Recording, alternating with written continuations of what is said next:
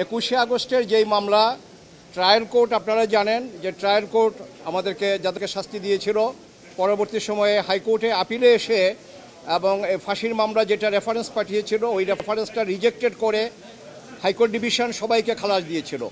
তার এগেনস্টে স্টেট একটা রিপ ফাইল করে দুটা, একটা হলো এক্সপ্লোসিভের জন্য আর একটা হলো মার্ডার 302-র জন্য। তো দুইটাতে ওনারা দুইটা রিপ পিটিশন ফাইল করে।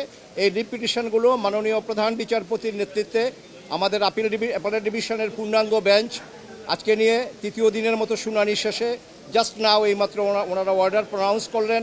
তাতে করে সর্বোচ্চ আদালত এই মামলাটার ভিতরে যা আছে এটা ওনারা একটু দেখতে চান, এই জন্য ওনারা বললেন যে আমরা একটা লিভ দিচ্ছি এবং লিভ দিয়ে আমরা এটা শুনানি করব।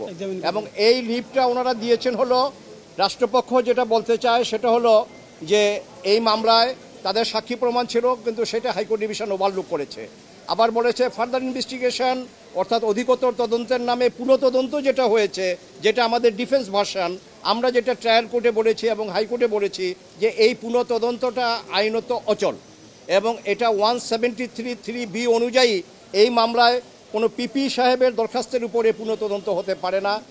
আমাদের অ্যাপেলেট ডিভিশন বললেন যে আমরা এটাও পরীক্ষা করব এবং রাষ্ট্রপক্ষ থেকে বলা হলো যে এই মামলার সাক্ষী প্রমাণ আছে কিন্তু হাইকোর্ট ডিভিশন সেটা ওভারলুক করেছে। আমাদের অ্যাপেলেট ডিভিশনের পূর্ণাঙ্গ বেঞ্চ আজকে বলল যে আদৌ কি সাক্ষী প্রমাণ আছে কিনা এটাও আমরা দেখব। এই মোট 5টা পয়েন্টের উপরে অ্যাপেলেট ডিভিশন লিভ দিয়েছে।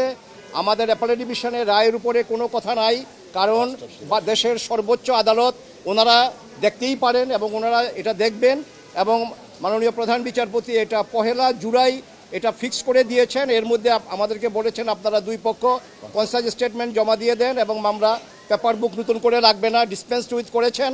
তো আমরা আশা করি ইনশাল্লাহ আগামী 1 জুলাই বা এর আগে, যদি চিফ জাস্টিস সাহেব বলেছে যে অন্য মামলা যদি শেষ হয়ে যায় তার আগেও হতে পারে, আপনারা খোঁজ নেবেন।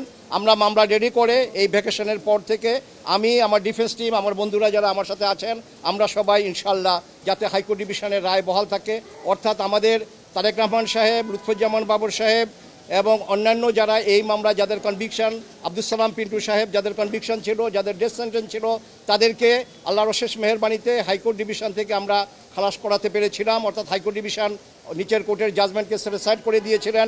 তার এগেনস্টে যদিও রাষ্ট্র গিয়ে আজকে লিভ পেয়েছে কিন্তু আমরা ডিফেন্স লয়ার, আমরা যারা including my friend mister Shishir Monir, mister barrister Kaiser Kamal, my friend Mr. Badruddin Bajol and all my defense friends, learned lawyers who were with me in our defense team, আমরা বিশ্বাস করি ইনশাল্লাহ আমরা আরও পরিশ্রম করে এটা এই আপিলটা যখন পূর্ণাঙ্গ শুনানি হবে যাতে আমাদের যার যার ক্লায়েন্টের বা বিশেষ করে তারেক রহমান সাহেব এবং অন্যান্য যারা আছেন খালাস যেটা হাইকোর্ট ডিভিশন দিয়েছিল এটা যাতে বহাল থাকে ইনশাল্লাহ আমরা চেষ্টা করব এবং আমাদের বিশ্বাস ইনশাল্লাহ হাইকোর্ট ডিভিশন যে খালাস দিয়েছে এটা বহাল থাকে।